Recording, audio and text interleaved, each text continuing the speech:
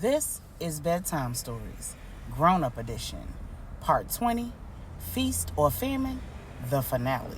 If you watched the bonus episode, then you know that Deuce and LJ wrapped up their trip in Houston, and when they returned to Dallas, Deuce was 2 family members short. Tracy was nowhere to be found. After showing out all over town, he decided to confront LJ. He had put 2 and 2 together and come up with 17,472 because he had absolutely no way to prove that LJ helped his wife escape him. Deuce said, "That day that you asked me to go with you to Houston, she told me she was going to lunch with your wife. And that was the first time in months that she even mentioned your wife. The last time she went to lunch with her, something happened, but she wouldn't tell me what it was." LJ said, "She might not have had enough time to hang out with your wife. Plus, your wife just went back to work after having a baby. Do you know how difficult it is for a woman to juggle being a new mother and going back to work, especially if she has an unreasonable husband?" Who said, "I'm not unreasonable because I won't let my wife do whatever she want to do whenever she want to do it." LJ said, "Go ahead, Deuce. My wife is a boss in her own right. I don't have to manage her schedule, or her business. I know where my wife is." Deuce said, "Then call her and ask her where my wife is." LJ said, "I'm not doing that." Deuce said, "Of course not, because she got you henpecked. I'ma call her." Q said, Whoa, you might want to slow your roll." LJ said, "You better tell him, because he called my wife, and I'm going to knock his head off his damn shoulders." Deuce said, "Try it. I dare." And before he could actually get the word "you" out of his mouth, he was on the floor. Q got between LJ and Deuce and was like, "Yo, we got to chill. Deuce, I understand you worried about your wife." LJ cut him off and said he not worried about his wife. He worried about losing control of his wife. Q said, "Whatever the case, Deuce, I understand you want to find your wife, but this is not how you go about doing that. Let's start with the obvious. Have you called family and friends to see if anybody's seen her or talked to her?"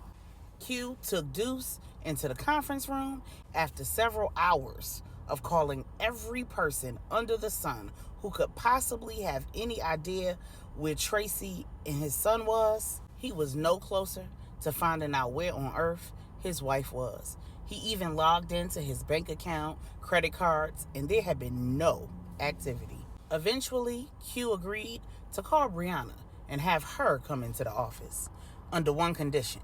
Deuce had to behave himself. Q said, "Let me do the talking.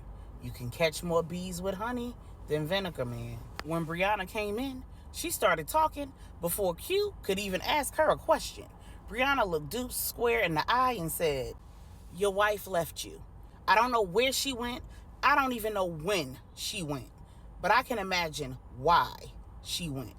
Because she walked right up to my car and handed me these. And then she dropped a stack of photos on the table." The photos showed Tracy covered in bruises. Then Brianna said, "She also gave me a zip drive with videos on it. And those videos showed how she got those bruises. If anything happens to her or that baby, or even to me, the police will receive that tape and my copies of those photos. Leave her alone. Let her go. It's over." Then Brianna turned around and walked out the room. It took everything under the sun to keep Q under control. He told Deuce that he was willing to accept his resignation, and Deuce said, "But man, you don't have all of the story." Q said, "I don't get in other people's marriages as a practice, but I don't want to know the rest of the story. At this point, you should go while you still can." Deuce got up, packed up his office, returned everything, keys, technology, vehicles, everything that the firm owned, and got out of there. Eventually, Deuce headed home. He went into his study and poured himself a drink, and then he noticed that the door to his safe was wide open. He walked over to it, and it was completely empty, except for his firearm.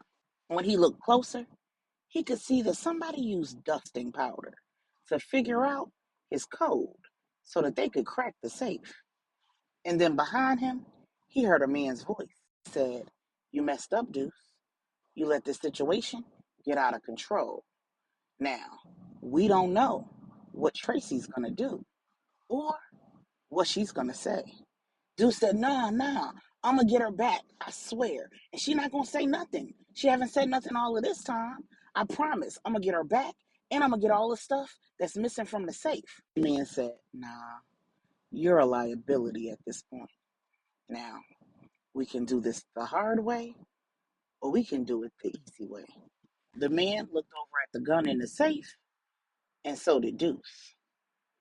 A few moments later, the man walked out of the house the same way he came in, through the back door. A few weeks have passed, and a lot has happened.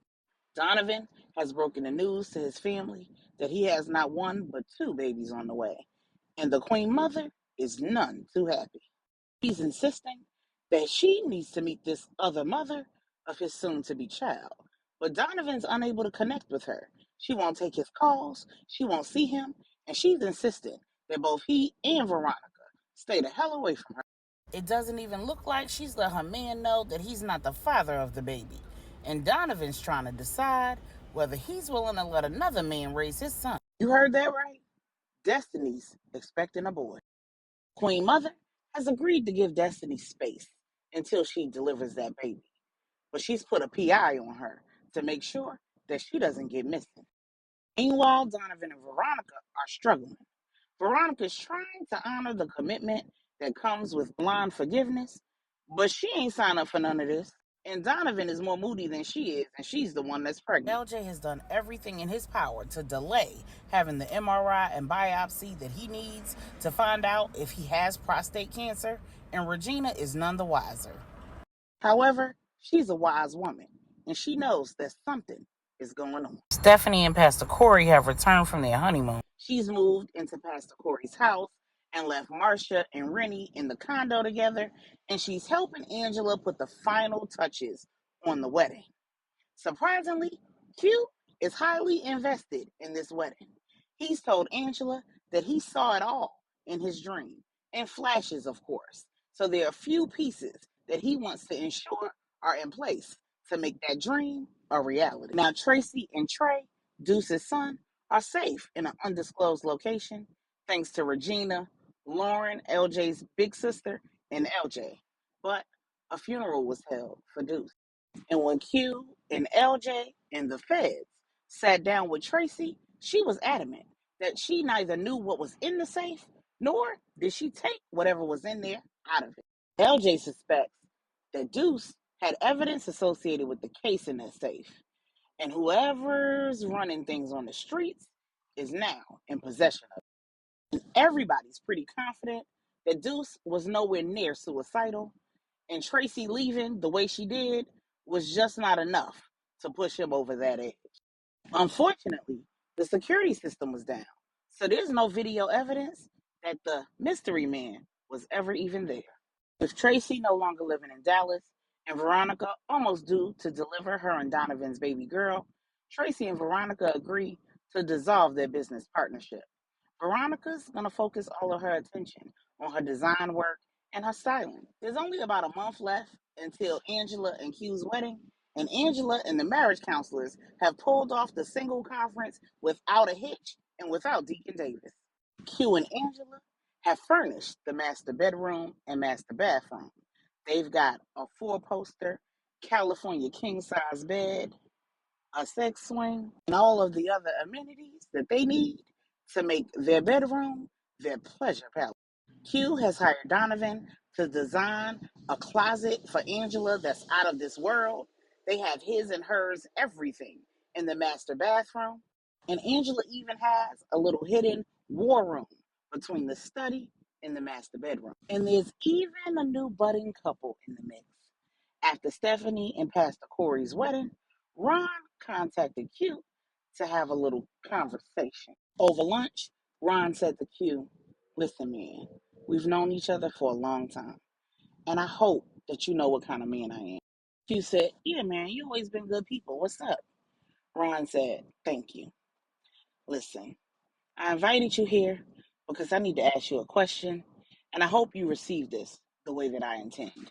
I met your sister Anya at Stephanie and Corey's wedding, and I think that she's one of the most intelligent, beautiful, and caring women I've ever met.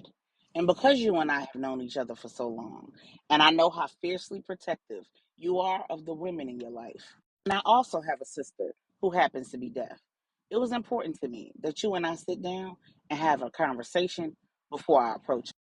Q just stared at Ron. For as long as he could remember, he was beating boys up behind his sister. And since she'd been an adult, no man had ever approached him asking for permission to date her. After getting over the initial shock, Q said, "My sister's a grown woman. I respect her and her ability to make decisions for herself. If she needs any advice about her dating life, she knows that she can come to me. I appreciate you coming to me first, though. But let me tell you something. If there's ever anything else that you want to ask in regards to my sister, ask my father. Now, I know who you are, but my question is, whose are you?" LJ held a meeting with Miss Burney. He said, "Thank you for coming in today, Miss Burney. Like I told you, when you're taking DNA off of objects, sometimes it's hit or miss.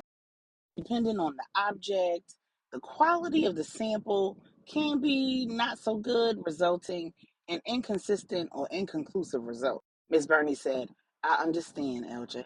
LJ said, "Well, the good news is, according to the lab, these samples were perfect. And according to them, the results are 99.999% accurate. Your brother is Veronica's father."